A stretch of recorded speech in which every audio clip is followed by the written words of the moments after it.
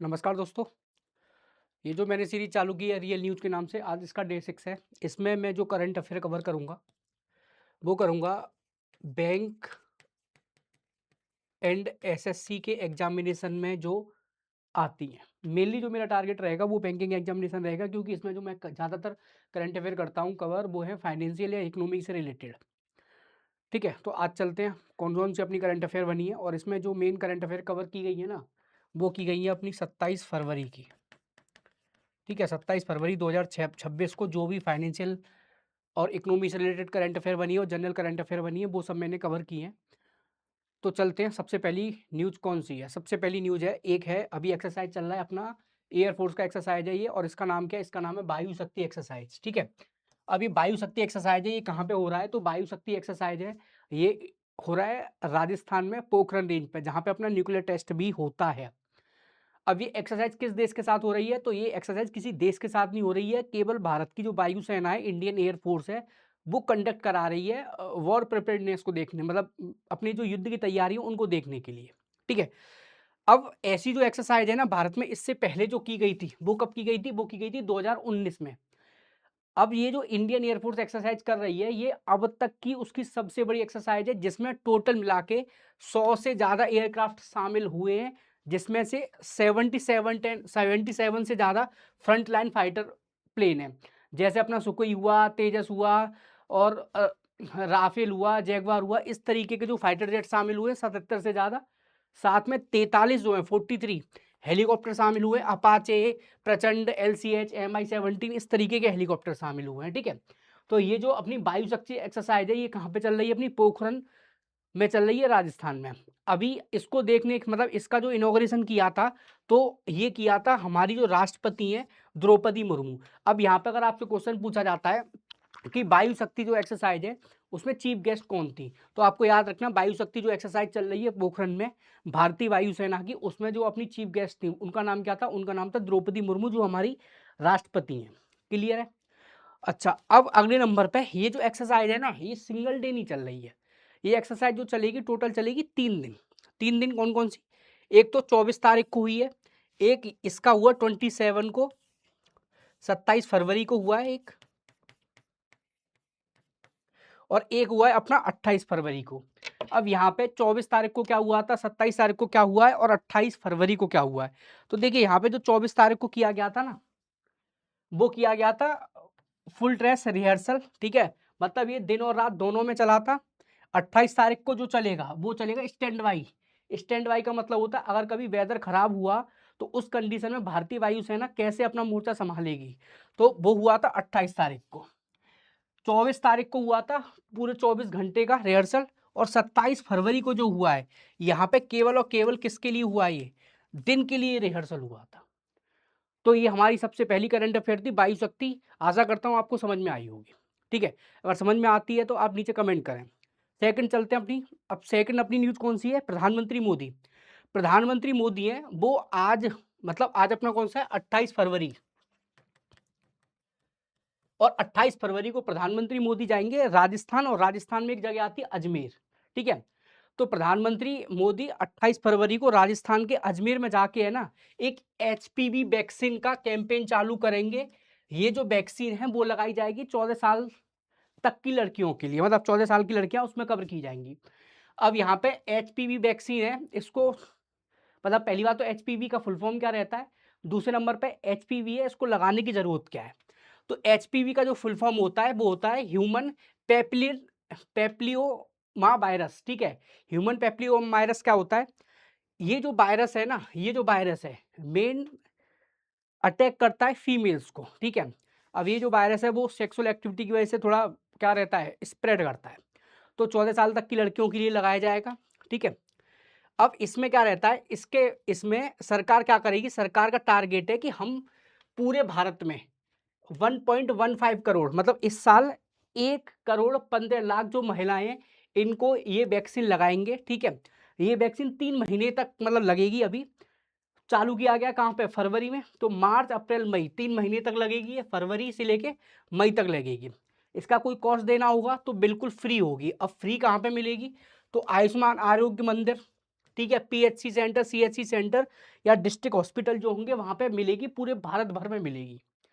अब अगर किसी फीमेल को ये जो वैक्सीन है एचपीवी वैक्सीन अगर वो लगवानी है, क्योंकि देखिए 14 साल तक की लड़कियों 14 साल की लड़कियों की लगेगी। अब 14 साल की लड़की जो बालिग तो होती नहीं है, वो तो माइनर है।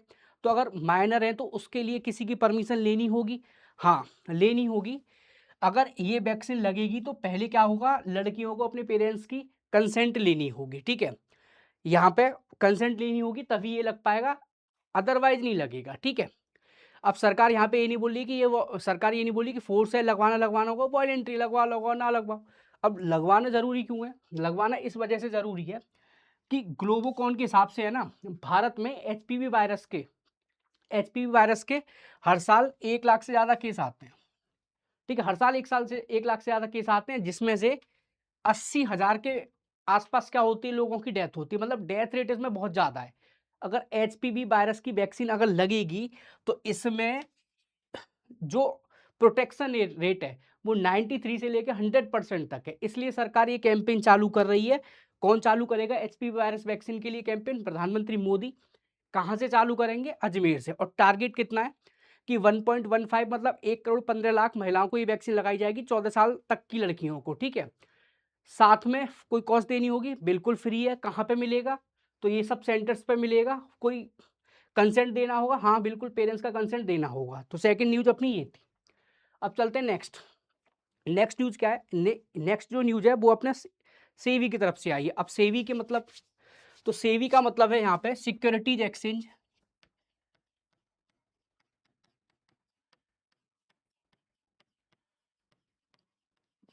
बोर्ड ऑफ इंडिया, ठीक है। सेवी का फुल फॉर्म क्या रहता है? Securities exchange board of India, ठीक है। ये जो सेवी बनी थी वो बनी थी 1988 में, और इसको जो स्टैच्यूटरी पावर दी गई थी वो दी गई थी 1992 में। जनरली काम क्या होता है सेवी का? तो सेवी का काम है कि इंडिया में जो पूरा स्टॉक मार्केट है उसको जो रेगुलेट करता है वो कौन करता है? वो सेवी करता है। अब सेवी ने क्या रूल लेके आई है? तो सेवी लेके आई है, सेवी ने जो अपने नॉर्म्स हैं उनको रिवाइज किया है। अब जो नॉर्म्स किसके लिए रिवाइज किए गए हैं? तो appointment of an independent third party reviewer certificator for green debt security.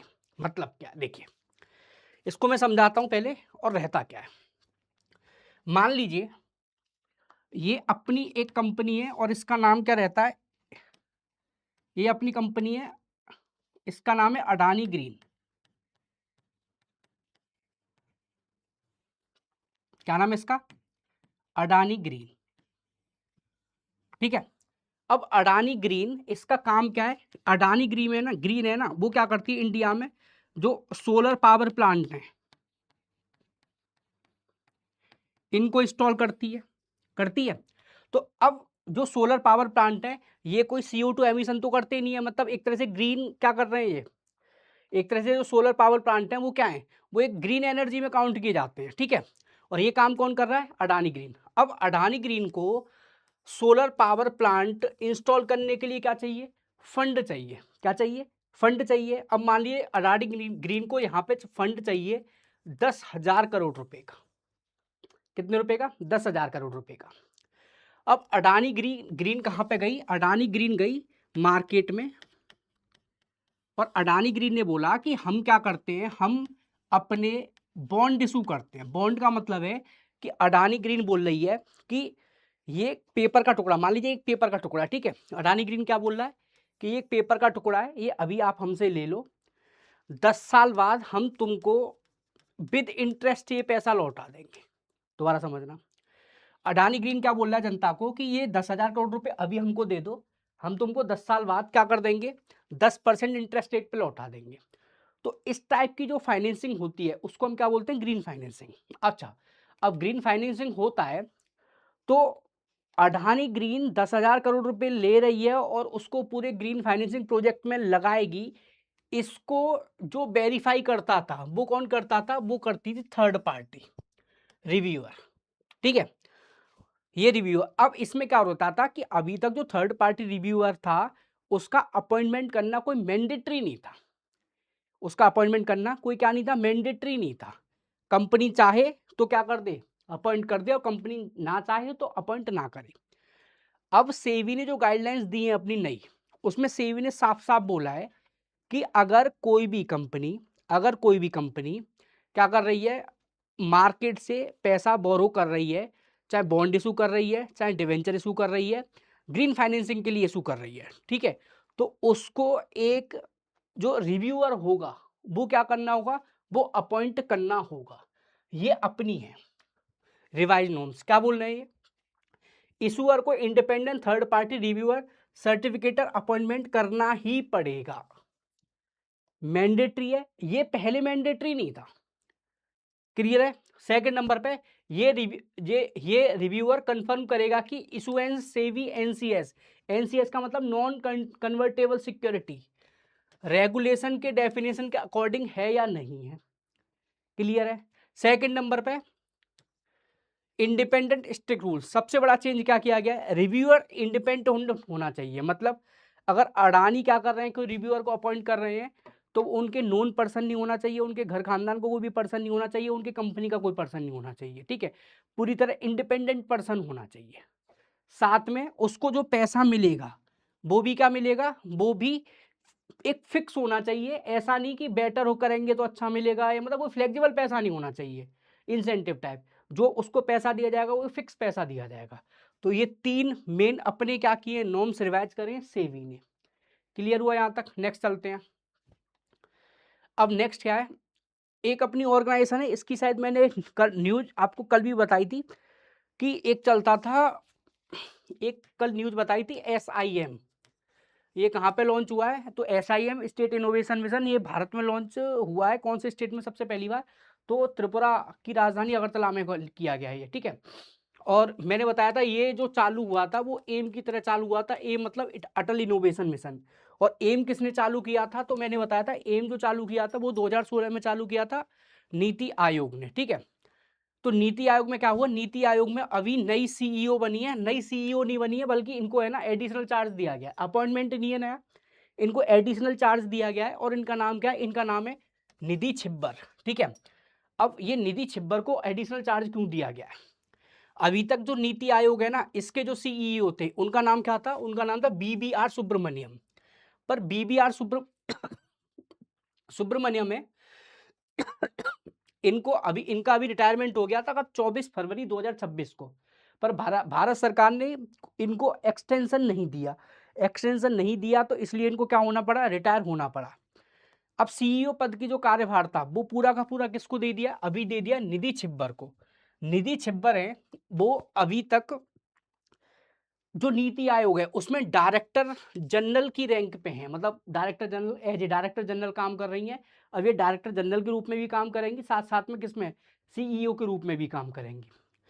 एक कॉमन बात यहाँ पे है कि चाहे निधि छिब्बर हो और चाहे BBR सुब्रमण्यम, दोनों के दोनों IAS थे, और वो भी कौन से कैडर से, छत्तीसगढ़ कैडर से, ठीक है। कहाँ से थे, छत्तीसगढ़ कैडर से थे।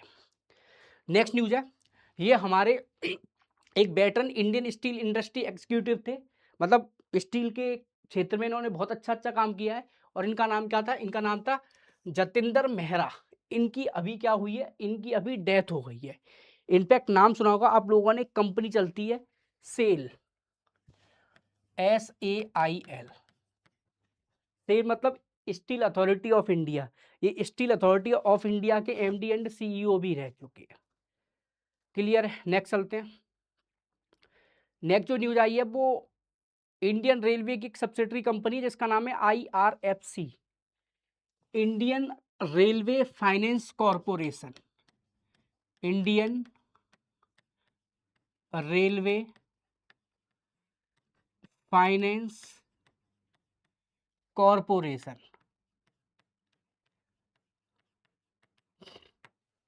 ठीक है।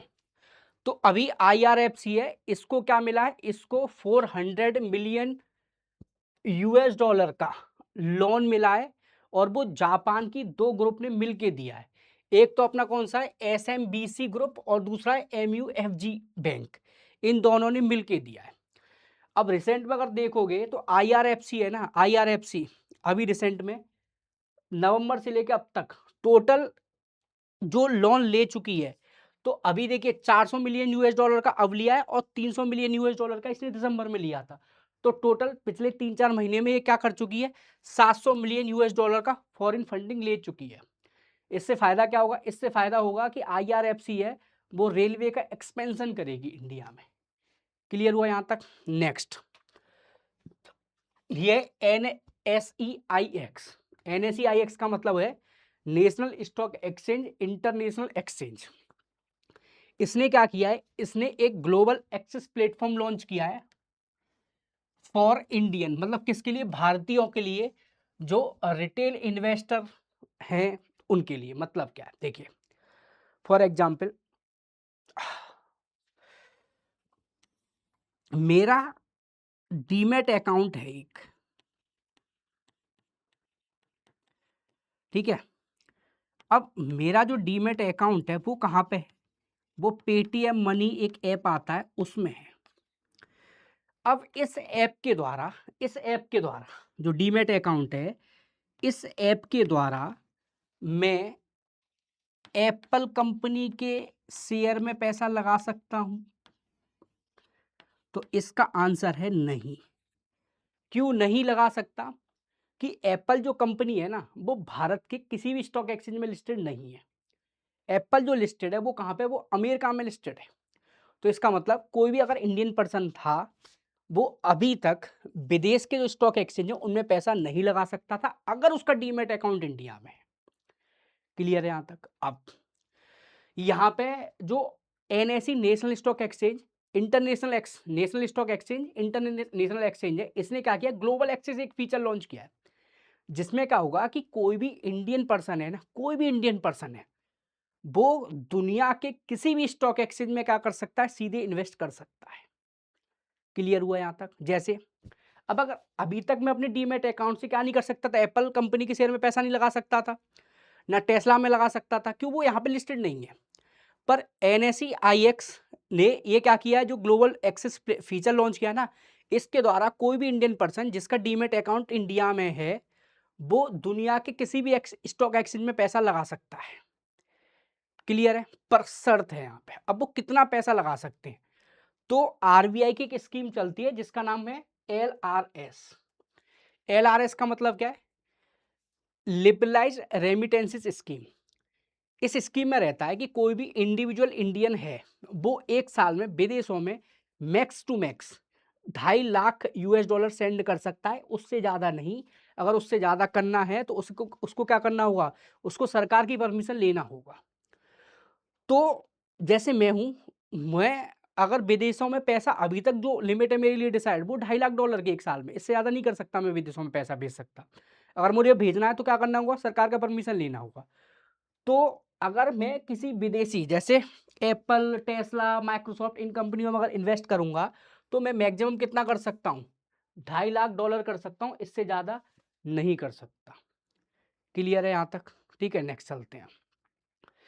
नेक्स्ट एक अभी गेम होते हैं, हर साल होते हैं खैर ये गेम, और इनका नाम क्या है, इनका नाम है खेलो इंडिया विंटर गेम। ठीक है। अब ये खेलो इंडिया विंटर गेम है ना, ये दो फेस में हुए थे। एक तो हुए थे जनवरी के एंड में फेज 1, और ये कहाँ पे हुए थे, लद्दाख में। और इसका फेज 2 चल रहा अभी, मतलब खत्म हो गया अब तो। क्या 23 से लेकर 26 फरवरी चला था, गुलमर्ग जम्मू कश्मीर में। अब खेलो इंडिया विंटर गेम्स हैं, इसमें अलग अलग स्टेट साथ में ऑर्गेनाइजेशन गवर्नमेंट जो है वो पार्टिसिपेट करती हैं। तो खेलो इंडिया विंटर गेम्स है ना 2026 वाला, इसमें जो टॉप किया है वो किसने किया है, वो किया इंडियन आर्मी ने। भारतीय सेना ने टोटल जो मेडल जीते हैं वो अपना कितना, 23 मेडल जीते हैं, जिसमें से 9 गोल्ड हैं, 6 सिल्वर हैं और 8 ब्रॉन्ज मेडल है। इंडियन आर्मी के बाद सेकंड नंबर पे जो आया है वो कौन सा स्टेट आया है, हिमाचल प्रदेश। हिमाचल प्रदेश ने टोटल 14 मेडल जीते हैं। ठीक है, और ये रनर अप रहा है। 14 में से क्या क्या रहा है, 6 गोल्ड रहे हैं, 7 सिल्वर रहे हैं, 1 ब्रॉन्ज मेडल रहा है। और थर्ड नंबर पे जो स्टेट आया है वो अपना कौन सा आया है, वो आया है हरियाणा। क्लियर है। नेक्स्ट चलते हैं। ये है मैंगलुरु एयरपोर्ट। मैंगलोर एयरपोर्ट है, इसने क्या किया है, इसने global ASQ best arrival award जीता है लगातार दूसरे साल 2025 में। मतलब एक शब्द है ASQ का मतलब होता है airport service quality. Airport service quality का मतलब है कि दुनिया भर में कौन से एयरपोर्ट की जो सर्विस है वो सबसे अच्छी है। तो दूसरी साल लगातार मतलब 2024 पहली साल थी और 2025 ये दूसरी साल है। तो दुनिया भर में एयरपोर्ट सर्विस क्वालिटी में ना मैंगलोर एयरपोर्ट लगातार दूसरी साल टॉप पे आया है। अच्छा, अब ये जो अवार्ड है, कौन सा वाला, ग्लोबल एएसक्यू बेस्ट अराइवल अवार्ड, ये देता कौन है? तो ये जो अवार्ड है ये देता है एयरपोर्ट काउंसिल इंटरनेशनल, एसीआई देता है। एसीआई है वो एक ऑर्गेनाइजेशन के अंडर काम करता है, उस ऑर्गेनाइजेशन का नाम क्या है, WEF, वर्ल्ड इकोनॉमिक फोरम। और ये वर्ल्ड इकोनॉमिक फोरम कहाँ पे आता है? तो ये आता है स्विट्जरलैंड में। स्विट्जरलैंड में एक शहर है जिसको बोलते हैं हम लोग दावोस, वहां पे आता है। अभी कुछ दिन पहले दावोस न्यूज में भी था। और ये मैंगलोर एयरपोर्ट है, इसको जो मैनेज करता है वो अपना कौन करता है? तो ये करता है अडानी एयरपोर्ट होल्डिंग। क्लियर है? नेक्स्ट एयरपोर्ट से रिलेटेड एक और न्यूज है, और वो क्या न्यूज है? ये है Kempegowda international airport. Kempegowda international airport भी कहाँ पे आता है? ये आता है कर्नाटक में, पर ये बेंगलोर में आता है। ये मैंगलोर एयरपोर्ट है, ये कैंपेगौड़ा आता है बेंगलोर में। ठीक है, तो कैंपेगौड़ा इंटरनेशनल एयरपोर्ट है, इसने क्या किया है, इसने एक MOU साइन किया है, और ये फ्रैंकफर्ट एयरपोर्ट इसके साथ किया है। अब ये दोनों ने एग्रीमेंट क्यों किया है? तो जो एयर कार्गो कनेक्टिविटी है उसको क्या करने के लिए, मजबूत करने के लिए। अब ये फ्रैंकफर्ट एयरपोर्ट कहाँ पे आता है? तो ये फ्रैंकफर्ट एयरपोर्ट है ना, ये आता है जर्मनी में। अभी आप लोगों को पता होगा कि कुछ दिन पहले है ना, इंडिया और यूरोपियन यूनियन के बीच में एक फ्री ट्रेड डील साइन हुई है, मतलब ट्रेड डील हुई है, फ्री तो नहीं है खैर। तो ट्रेड डील होने के बाद इंडिया और यूरोपियन यूनियन के बीच में जो कार्गो कनेक्टिविटी है वो थोड़ी स्ट्रांग होनी चाहिए, इसलिए क्या किया गया है, इसके लिए ये एग्रीमेंट साइन किया गया है। क्लियर हुआ यहां तक? ठीक है। नेक्स्ट एक रिपोर्ट आई है, और इस रिपोर्ट का नाम क्या है? इस रिपोर्ट का नाम है women business and the law 2026 report. कौन सी रिपोर्ट है? Women business and the law 2026 की रिपोर्ट है। और इस रिपोर्ट को जो पब्लिश करता है या रिलीज करता है वो कौन करता है? वो करता है वर्ल्ड बैंक। ठीक है, जिसका हेडक्वार्टर कहाँ पे आता है? वर्ल्ड बैंक का वॉशिंगटन DC में। अब ये women business and law report 2026 है, मतलब ये रिपोर्ट क्या बताती है? ये रिपोर्ट बताती है कि दुनिया भर में महिलाओं की स्थितियां क्या क्या है। अब ये रिपोर्ट है ना, इसमें 3 पिलर्स हैं, मतलब मेन 3 पिलर्स पे देखी जाती है रिपोर्ट, और उसमें देखा जाता है महिलाओं की स्थिति क्या है। सबसे पहला देखा जाता है लीगल फ्रेमवर्क। महिलाओं के लिए दुनिया भर में या अलग अलग देशों में क्या क्या लीगल फ्रेमवर्क हैं। जैसे अगर भारत में महिलाएं नौकरी करती हैं तो उनको कुछ लीगल फ्रेमवर्क हैं, हाँ बिल्कुल हैं। फॉर एग्जाम्पल के तौर पे अगर यहाँ पे कोई महिला नौकरी करती है और उसको बच्चा होता है, तो क्या मिलता है उसको? 52 डे का, मतलब 52 जो, सॉरी 52 जो वीक होते हैं उसका मैटरनिटी लीव मिलता है। सॉरी 52 नहीं, 26 का। सेकंड नंबर पे सपोर्टिव फ्रेमवर्क। सपोर्टिव फ्रेमवर्क का मतलब है कि सरकार और कंपनियों की ऐसी पॉलिसियां हैं जो फीमेल के वर्ग को क्या करती हो? सपोर्ट करती हो, जैसे पॉस पॉलिसी हुआ, इस तरीके की। और थर्ड नंबर पे क्या होता है? इन्फोर्समेंट। इन्फोर्समेंट का मतलब है कि जो पॉलिसी बनी हुई है वो लागू होती है या नहीं होती है। तो मेन 3 यहाँ पे फ्रेमवर्क हैं women business and law report में। एक तो लीगल फ्रेमवर्क है, दूसरा सपोर्टिव फ्रेमवर्क है, और थर्ड कौन सा है? इन्फोर्समेंट फ्रेमवर्क है। अब अगर दुनिया भर में देखा जाए ना, तो ये क्या कह रहा है?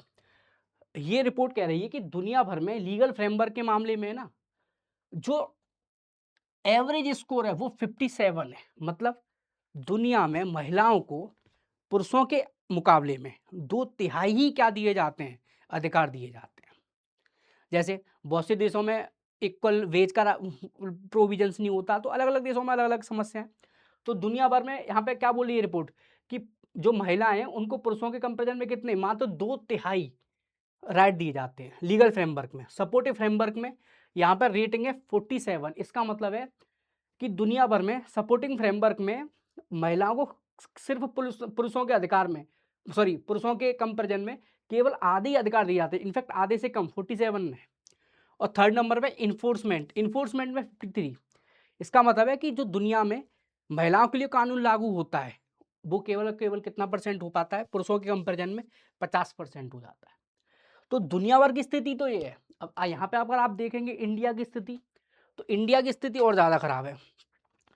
इंडिया का जो लीगल फ्रेमवर्क है वो उसमें इंडिया की रैंक कितनी है 57.93 मतलब भारत में महिलाओं को पुरुषों के कंपैरिजन में लीगल फ्रेमवर्क मात्र 57 मतलब अप्रॉक्स 60%। अगर पुरुष को 100 अधिकार मिल रहे हैं तो महिलाओं को केवल 60 ही मिल रहे हैं, ये इस रिपोर्ट के हिसाब से। ठीक है, सेकंड नंबर पे सपोर्टिव फ्रेमवर्क। सपोर्टिंग फ्रेमवर्क में अपना कितना है 54.75 मतलब अगर कंपनियों की पॉलिसी अगर 100 है या सरकार की पॉलिसी अगर 100 है तो वो पुरुषों के कंपेरिजन पुरुषों के लिए 100 है तो महिलाओं के लिए अपनी कितनी है अप्रॉक्स 55 है। और थर्ड नंबर पे इन्फोर्समेंट में ये बहुत ज़्यादा स्थिति खराब है 43 की। तो ये अपनी कौन सी थी women business and law report थी।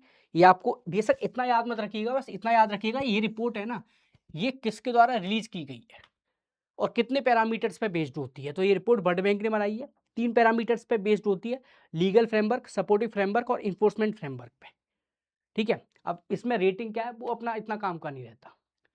नेक्स्ट न्यूज, ये अपनी फीमेल है और इसका नाम इनका नाम है मनोहर उमर मोहार सॉरी मोहनार उमर। ये पाकिस्तानी एक महिला हैं जो पाकिस्तान में वकील थी लाहौर में। इनको अभी क्या किया है, इनको अभी टाइम मैगजीन के फ्रंट कवर पे छापा गया है। क्यों छापा गया है, इन्होंने क्या किया था कैंपेन चालू किया था पाकिस्तान में और इस कैंपेन का नाम था एंटी पीरियड टैक्स कैंपेन। ठीक है, इस वजह से इनको टाइम्स मैगजीन के फ्रंट कवर पे छापा गया है। क्या नाम है, मुहार उमर। ठीक है, अब ये एंटी पीरियड टैक्स क्या है, देखिए आप सभी लोगों को पता होगा कि महिलाओं को हर 24 या 28 दिन के साइकिल पे एक पीरियड्स आते हैं। तो पीरियड्स आती हैं तो जनरली महिला क्या करती है पैड यूज करती हैं। इंडिया में मेरे हिसाब से जो पैड है उस पर जो भारत सरकार टैक्स लगाती है वो 0% लगाती है। ठीक है, वो पैडमैन मूवी आई थी उसके बाद बहुत ज़्यादा अवेयरनेस फैली है। पर पाकिस्तान में क्या रहता है, पाकिस्तान में पैड के ऊपर जो पाकिस्तान की सरकार टैक्स लगाती है वो लगाती है 40%, जिसकी वजह से पाकिस्तान में जो पैड की कीमत है वो 130 से लेके 150 रुपए तक है। अब यहाँ पे ये जो महिला है इन्होंने क्या बोला, इन्होंने बोला कि अगर पाकिस्तान की सरकार ये टैक्स कम कर देगी तो पैड से 40% पैसा तो कम होगा। तो इसकी वजह से इन्होंने लाहौर हाई कोर्ट में एक पिटीशन दायर की थी। इस वजह से उसी जो कैंपेन है उसको नाम क्या देते थे, anti period tax campaign. Clear हुआ यहाँ तक? ठीक है, तो आई होप यहाँ पे आपको समझ में आया होगा। ये आज की अपनी करंट अफेयर थी 28 तारीख की। अगर समझ में आता है तो वीडियो को लाइक करें, चैनल को सब्सक्राइब करें। Thank you. और ये मेरा टेलीग्राम चैनल है। अगर आपको ये जो वीडियो है इसकी पीडीएफ चाहिए तो ये टेलीग्राम पे आप जाके सर्च करेंगे नो योर एक्स के नाम से। ठीक है, जैसे ही आप अपनी चैनल को इस चैनल को ज्वाइन करेंगे तो आपको अपनी एक्स के बारे में पता चल जाएगा कि कितनी बड़ी वाली थी और कितना काट के गई है। क्लियर?